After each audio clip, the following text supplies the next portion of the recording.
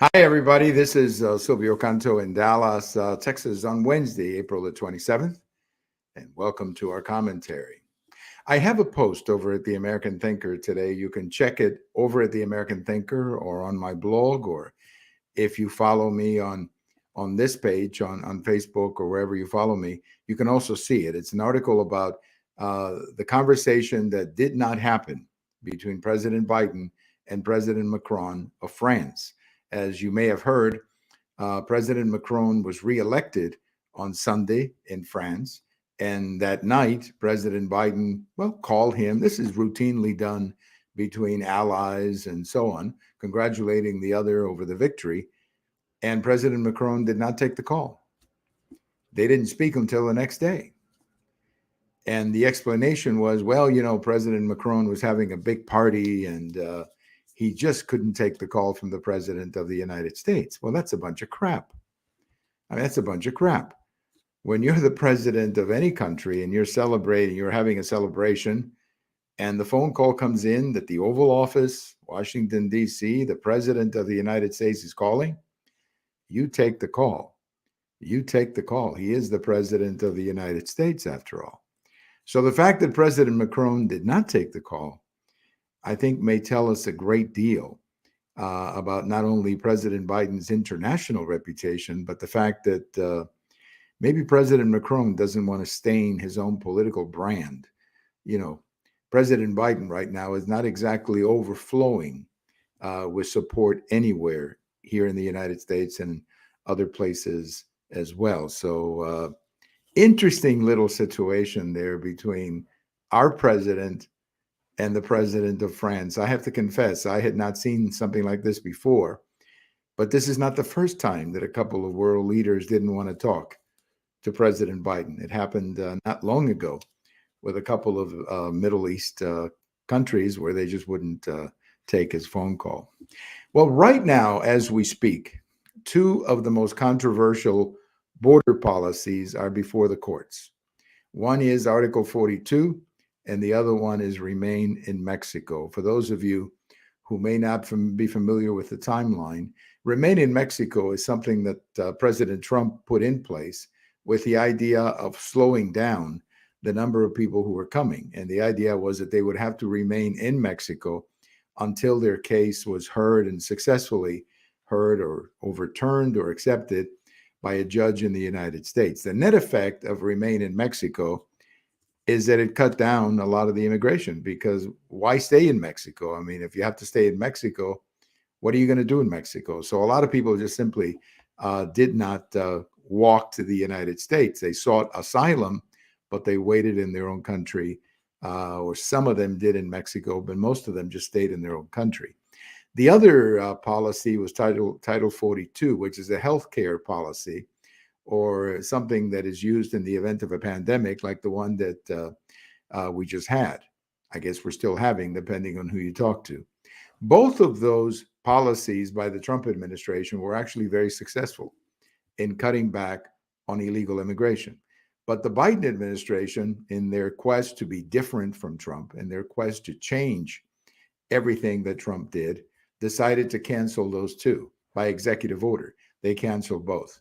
Now, both of those are in the court, Article 12 and Remain in Mexico. How they come out of the courts, your guess is as good as mine.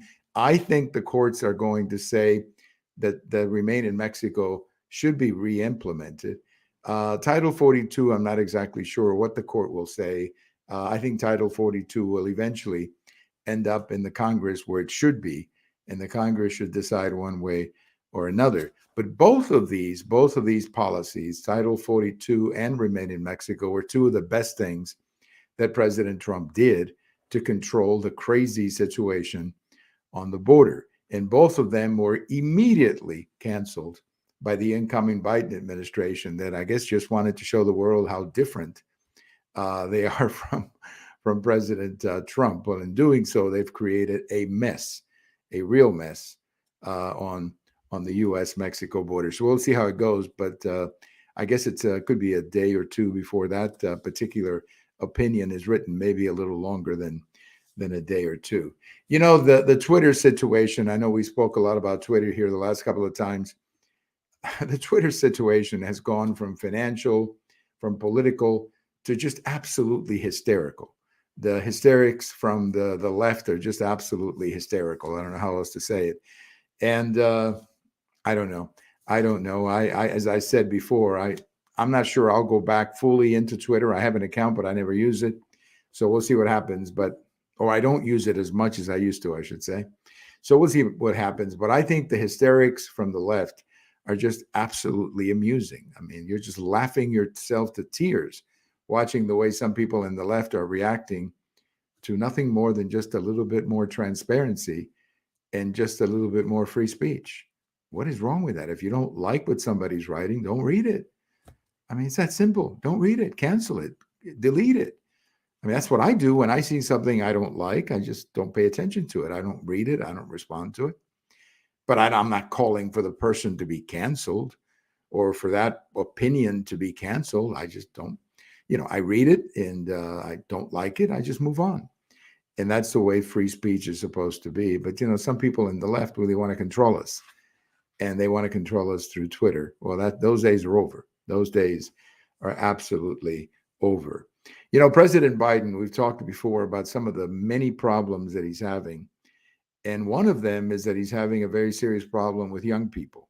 It seems like all of the different groups that the Democrats are counting on election day, the young people, Hispanics, African Americans, especially Hispanics and young people, are just highly dissatisfied with this administration.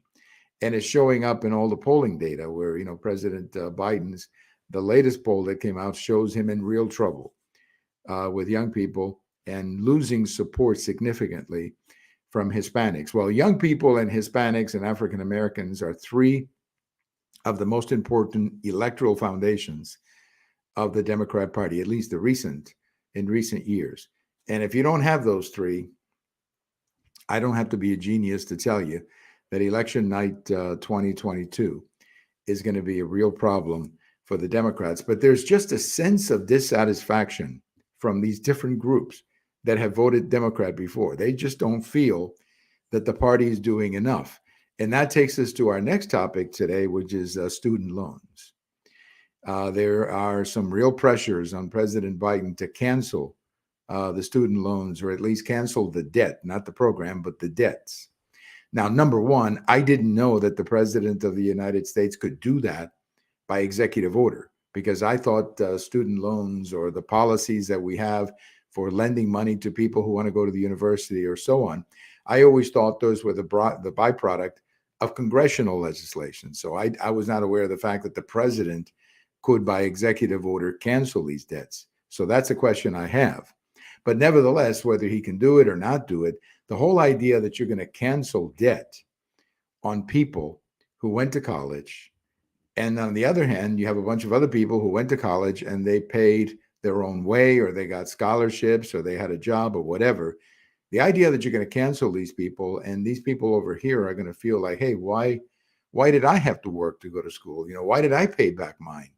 So I think it's a real political problem, but I can understand why President Biden is doing it. I think there's two motivations for it. Number one, I think they do want to do something for the young people. I mentioned a minute ago that young people are turning away from President Biden, but I also think he's trying to take care of another group, and that's many of these bureaucrats in our universities and our colleges who are really the ones benefiting from these loans, because they bring in all these students, they put all these students on loans, and then they're graduating people with degrees like gender studies who can't get a job, because what are you going to do with a degree in gender studies, for example? And they graduate and they can't get a job. So you're out there, in a completely different job than the one you were thinking of having. And now you've got $100,000 in debt. And what are you going to do? Well, you got to pay back your loan. That's all you can do. And I think the message that we should be sending to young people is, if you're going to go to a university, you better check what kind of degree you're going to get. And if the degree you're going to get is not going to help you find a job, maybe you should look somewhere else for an education. But I think these universities have gotten used to this college loan program. And this college loan program keeps, bringing more and more young people into the universities, and the universities don't have to worry about money because they just keep these loans to these students, keep financing the bureaucracy in many of these universities. So I think maybe it's time to try a different approach, which is to say, like I did and many other people did, which is to say, look, I want to go to college. I want to get a college education, as I did, but I had to work and pay my way. I used to have a night job. I used to have weekend jobs to pay my college. And that's how I did it. I know millions of people have done it that way. That's what we should be encouraging. So when I went to sign up for courses to go to college, I was looking for courses that would help me get a job, not for courses where I just wanted to live out my fantasies in this career or that career. And that's saying we should be focusing more in that direction and maybe encouraging more and more young people to maybe get technical degrees or find other ways of paying for their education. But all these loans, I think it's time to reconsider that program. The last thing we want to do right now is to cancel all that debt. I mean, we can work with these people. I know in many cases their debts are very high, and I understand that. We can work with them. You know, we can extend the loans, whatever. But we shouldn't be canceling the loan. If you got a loan, you should be able to pay it, and that's what it's all about. So I know why he's doing it. He's trying to pander to the young people, but it's not working because the young people are walking away from him.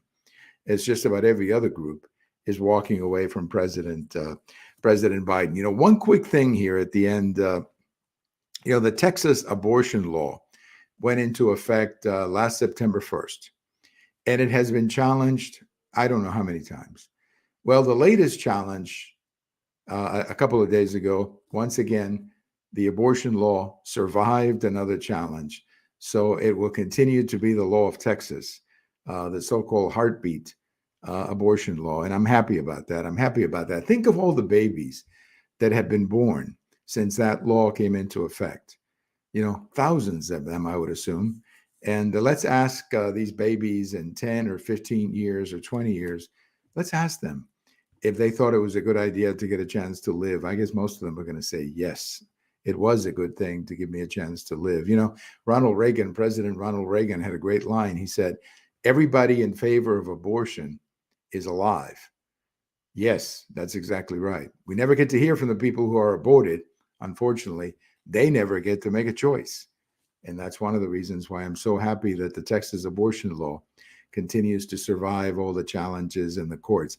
One quick thing on this day in history, 1947, the baseball world got together and every team had a ceremony for Babe Ruth, who was at this time a very sick man and dying. He would die about 10 months later. And every team had a ceremony at their stadium. Of course, the big one was at Yankee Stadium, where Babe Ruth himself showed up for the ceremony. So baseball said goodbye to Babe Ruth on this day in 1947. The Babe, as I said, died a little bit later. Babe Ruth, probably the greatest, maybe not the greatest baseball player, but without question, the greatest personality in baseball history. Thank you for listening. This is Silvio Canto in Dallas, and we'll talk to you later.